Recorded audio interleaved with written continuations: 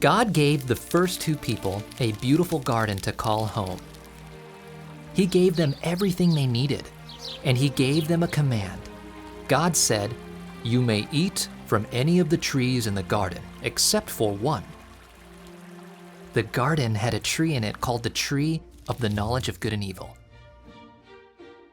God warned the man, "If you eat from that tree, you will die." Now, the serpent was the most cunning of all the animals. One day, the serpent went to the woman. "Did God really say you can't eat from any tree in the garden?" he asked. The woman answered, "We can eat the fruit from the trees in the garden, but God told us not to eat from the tree in the middle of the garden. He said if we eat the fruit or touch it, we will die." "No, you will not die," the serpent lied. "You will be like God, knowing good and evil."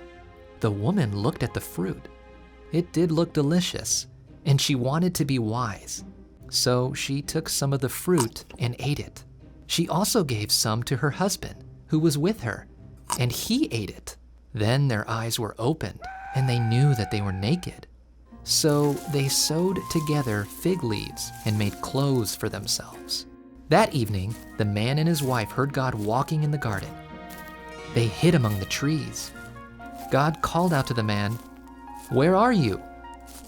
The man said, "I was afraid because I was naked, so I hid." "Who told you that you were naked?" God asked.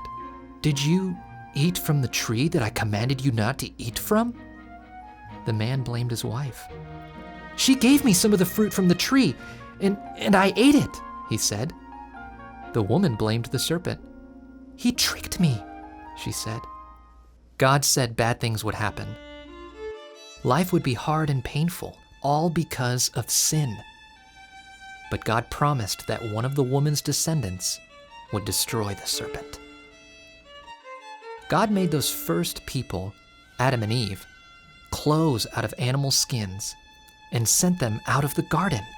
God put angels and a sword of fire at the entrance of the garden to guard the way to the tree of life. Ever since Adam and Eve sinned, all people have been sinners.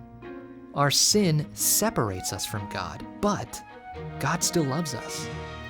God promised a rescuer would come from Eve's family. God sent his son, Jesus, to rescue people from sin and bring them back to God.